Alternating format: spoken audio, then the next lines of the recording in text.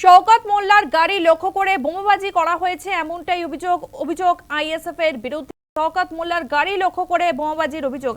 তৃণমূল বিধায়ক শওকত মোল্লা কি অভিযোগ করেছেন শোনাবো আপনাদের।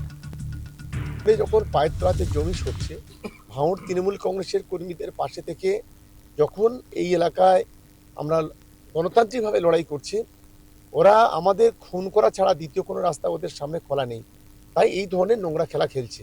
ইতিমধ্যে আপনারা জানেন আমাদের রাজ্জাক খাঁকে ওরা ঠিক এইভাবে গুলি করে খুন করেছে, আমাদের আরও 3টি ছেলেকে খুন করছে। এবং এই এখনই দেখুন, এখনই একটা বোম পড়লো।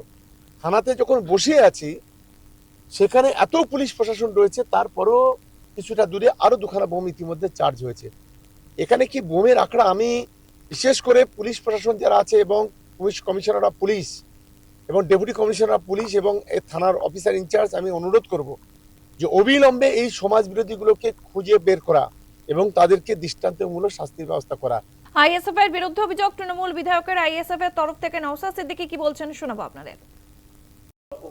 বলছে যে একটা আক্রমণ করেছেন, যে বলছে যে তৃণমূলের নেতা ওই জায়গায় বসে অকথ্য ভাষায় গালিগালাজ করছিল, সাধারণ মানুষজন তাকে বারণ করছিল। গালিগালাজ বন্ধ তো দূরের কথা, তার গালিগালাজ দেওয়ার পরিমাণ আরো বাড়ছিল। স্বাভাবিকভাবে যখন উনি বুঝতে পারছেন এবার জনরসের শিকার হতে পারি, সেই জন্য ওখান থেকে সেই সময় গাড়ি নিয়ে পালিয়ে আসার চেষ্টা করছিল। যে গাড়ি নিয়ে পালিয়ে আসার চেষ্টা করছে ওই সময় বরঞ্চ ওখানকার যারা নাগরিক সাধারণ মানুষ আছে তাদের উপরে এক প্রকার গাড়ি তুলে দিচ্ছিল, প্রাণে মেরে দিত।